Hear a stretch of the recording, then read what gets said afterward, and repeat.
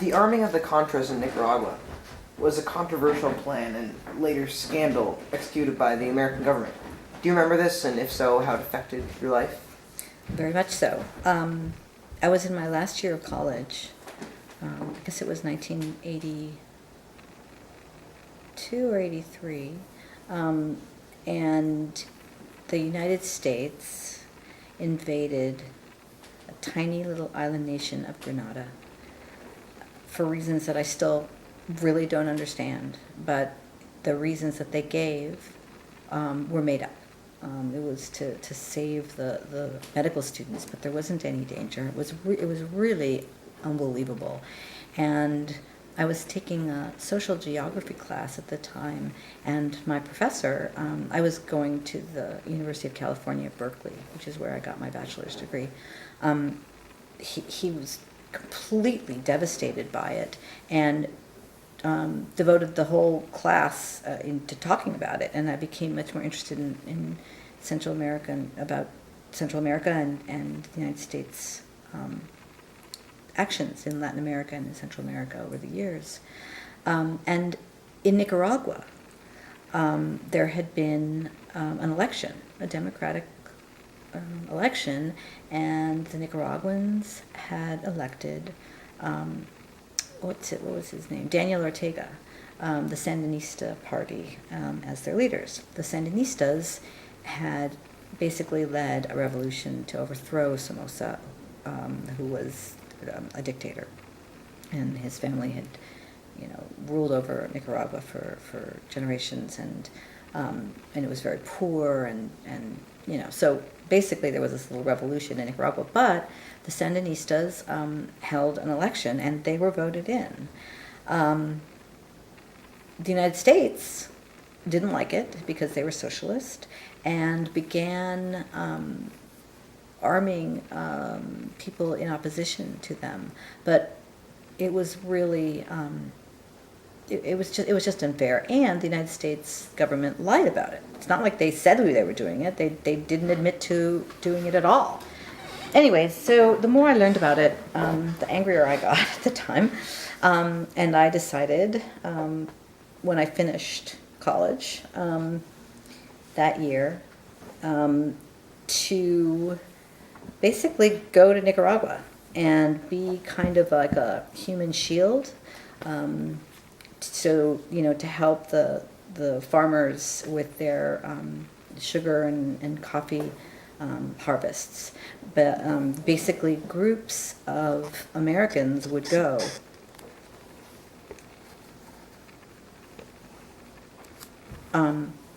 with what was called the Venceremos Brigades.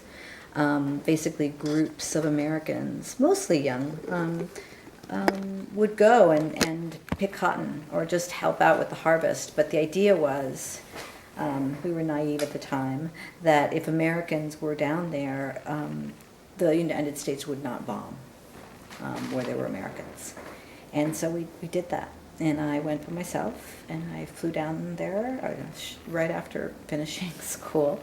And let me just say, this was not my Peruvian parents' dream for their eldest daughter to do upon finishing college, but that's what I did. And I spent a month down there. Actually, I have pictures. Do you want to see? This is a photo.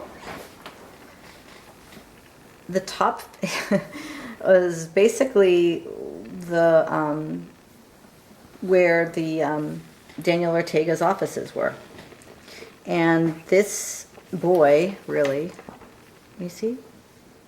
Yes. This is a Sandinista. He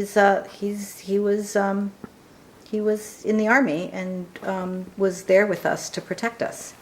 These are just kids, and we, like I said, we picked. I can't even remember now if we picked coffee or cotton, but this was one of my friends that I met on the trip, and she's getting her hair cut by Sandinistas, the soldiers. But as you can see, the soldiers, they were so young. They really were. They were like from 14 to 17 years old. It was an amazing experience. It was an amazing experience to see people trying to change how their country operated. And they were getting help, a lot of help from, I guess, the Soviet Union and Cuba. They were trying to improve the healthcare system and education. Anyway, so while I was there, I actually, that's where I met my first husband. And we got together there, and we ended up going back a couple of years later, and we built a school, and we took a lot of medical supplies. At that point, this was like a couple of years, later. I was living in Los Angeles, and my boyfriend at the time, who ended up being my first husband, he had been living in Providence when I met him. He had gone on the trip, and then he ended up moving to Los Angeles. But we did a lot of raising money to buy medical supplies and taking it down to Nicaragua, because then there was an embargo and they couldn't get basic medical supplies. So in terms of, it really changed the first few years of my life. And really instilled in me sort of a lifelong interest, feeling of connection and responsibility for what's going on around the world and for how my country behaves with respect to other countries around the world. So, in terms of foreign relations, there was also a problem called the Iranian hostage crisis in the 1979 and 81. Do you remember this and how it affected your life? Absolutely. As I mentioned before, I lived in Beverly Hills, and there were a lot of Iranian people who left because they had to escape. The hostage crisis was just terrible because all these Americans were held for a year, and then Jimmy Carter tried to free them, tried to get them released, and it bombed. And that was a huge embarrassment for the country, and cost the Democrats probably the next couple of elections, probably. But again, Jimmy Carter he was a very good man, and he's actually done a lot of really good work around the world since he left office. But that was, I remember that. People were talking about it. Also, in the mid-70s, a lot of Arab countries created an oil embargo on the United States. And this lasted just for a few months, but it severely damaged our economy. Do you remember this affecting how daily life went? Yeah, I think I remember mentioning that before. It was really hard to find gas, and you'd have to wait in line for it. And I was in high school, and I remember we used to have little parties. You'd meet friends to kind of hang out in the gas line. It was, and it was hard in LA because everyone drives. So not having gasoline available, and it was very expensive. Or we thought it was expensive, to tell you the truth. We've never paid very much as compared to how much the rest of the world pays for its oil. But we thought it was. So also in 1979, inflation was at 13% and growing because of the oil embargo and Vietnam War costs.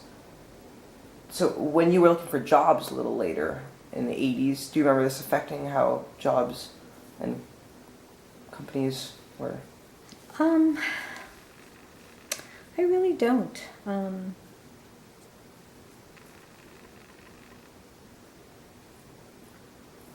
I really don't.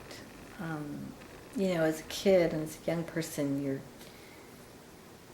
I didn't think about how much things cost all that much. I didn't buy a lot of things, so I don't know. Movies still cost $3 to $5. I remember when they went to $5, it was a really big deal. But there really wasn't. The Love Canal issue in the late 70s was a environmental problem in which a canal in a town became infected with a ooze, a toxic sludge. And do you remember this affecting any of your political ideals or stances on environmental issues or any people close to you? No, I remember it happening. But I'm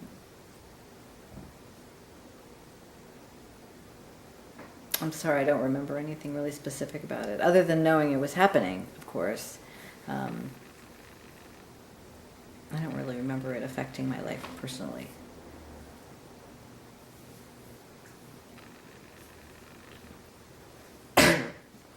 So the Kent State Massacre in 1974 was a brutal event in which activists were killed. And did this affect any subsequent ideas you had about activism, specifically in Nicaragua, the ones you previously mentioned? Or how protesters were treated in the U.S. at the time?